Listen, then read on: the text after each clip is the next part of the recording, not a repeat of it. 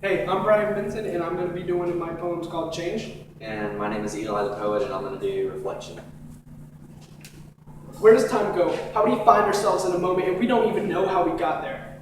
We sit and we try to remember everything in between, the good, the bad, the great, and the even worse. We sit here in this moment that we didn't exist around us. We didn't exist around us because it's filled with empty thoughts of what used to be before everything was ripped away from me.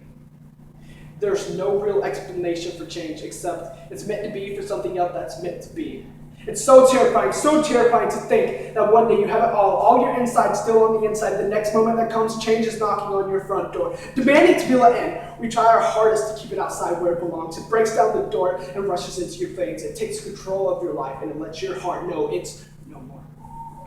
There's a storm inside of you, crashing against your skull, trying to forget what was before this and what could have been if change did not occur. They say you never know what you have until the moment that you've lost it.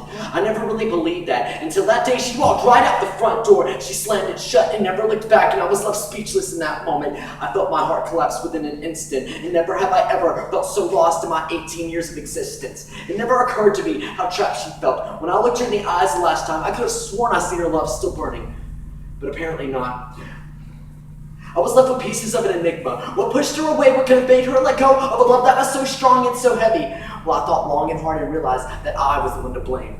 If I wouldn't have pushed everything of my own selfish desires on her, if I wouldn't have lost my temper over the simplest things and took it out on her, if I would have just listened to what she had to say and what she felt, there was no doubt in my mind that she would still be here.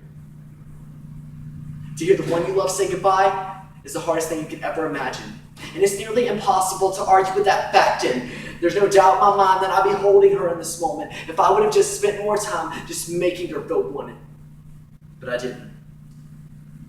I look at this picture of me and her, and now all I feel is empty space from where my strength is supposed to be built. She was what held this foundation together inside of me, and without her, there was nothing left but the aftermath of this once strong heart collapsing. I remember the first time that she ever told me that she loved me. She looked me straight in my eyes and she said she'd do anything for me. She called me her guardian angel. She said I gave her that happiness she wanted. And as time went by, she swore that I became a different person. Well, I went from the person that she loved to the person that she wanted to get away from. She didn't want to be in a relationship where she couldn't speak her opinion or what she was feeling because she didn't want to hear me say, babe, quit tripping.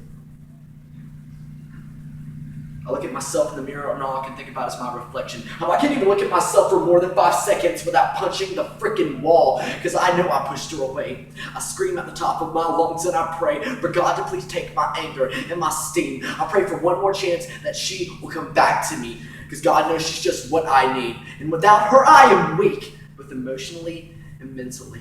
But she's made it pretty clear that she won't come back to me.